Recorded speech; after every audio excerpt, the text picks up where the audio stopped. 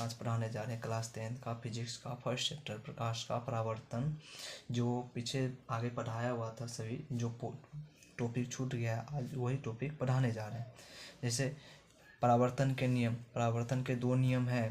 पहला, आपतित किरण, परावर्तित किरण तथा आपतन बिंदु पर खींचा गया अभिलंब तीनों एक ही समतल में होते हैं।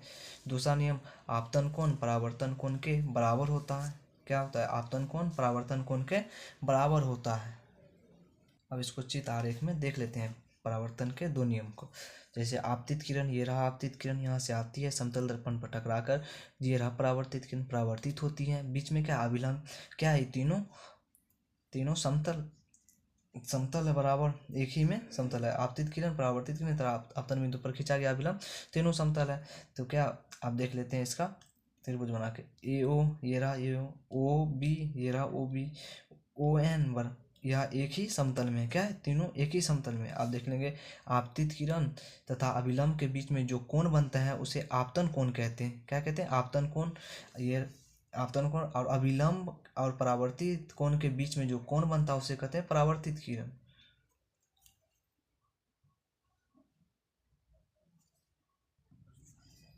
जैसे आपतित किरण और अभिलंब के बीच में जो कोण बनता है वो परावर्तन कोण कहलाता है। अभिलंब और परावर्तित कोण के बीच में जो कोण बनता है उसे परावर्तन कोण कहते हैं।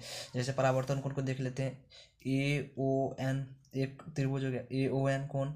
आप देख लेंगे बी ओ एन, क्या है? दोनों बराबर है।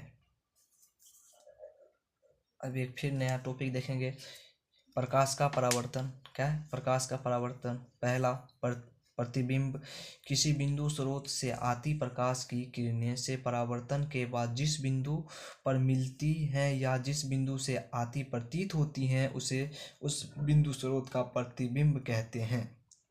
क्या कहते हैं? प्रतिबिंब कहते हैं। प्रतिबिंब दो प्रकार के होते हैं, एक होते हैं वास्तविक प्रतिबिंब और एक होता है अपसारी या काल्पनिक प्रतिबिंब। प्रतिबिंब कितने प्रकार के होते हैं? दो प्रकार के होते हैं, आभासी प्रतिबिंब और वास्तविक प्रतिबिंब और अवसारी प्रतिबिंब। आभासी प्रतिबिंब, सॉरी, आभासी प्रतिबिंब, वास्तविक प्रतिबिंब और आभासी प्रतिबिंब। पहला देख लेते हैं वास्तविक प्रतिबिंब। किसी बिंदु स्रोत से आती प्रकाश की किरणें दर्पण से परावर्तन के बाद जिस बिंदु पर वास्तव में मिलती हैं उसे उस बिंदु स्रोत का वास्तविक प्रतिबिंब कहते हैं। पहला पॉइंट देख लें, वास्तविक प्रतिबिंब को पर्दे पर प्राप्त किया जा सकता है। वास्तविक प्रतिबिंब वस्तु की अपेक्षा हमेशा उल्टा होता है। क्या होता है? वास्तविक प्रतिबिंब वस्तु की अपेक्षा हमेशा उल्टा होता है। अब दूसरा नंबर देख लेंगे, आभासी प्रतिबिंब। आभासी प्रतिबिंब किसी बिंदु स्रोत से आती प्रकाश की किरणों परावर्तन के बाद जिस बिंदु से आती हुई प्रतीत होती हैं उसे उस बिंदु स्रोत का आभासी प्रतिबिंब कहते हैं। क्या कहते हैं? आभासी प्रतिबिंब कहते हैं। फिर देख लेते हैं आभासी प्रतिबिंब को पर्दे पर नहीं प्राप्त किया जा सकता है। पर्दे पर नहीं प्राप्त किया जा सकता है। आभासी प्रतिबिंब वस्तु की अपेक्षा हमेशा सीधा होता है।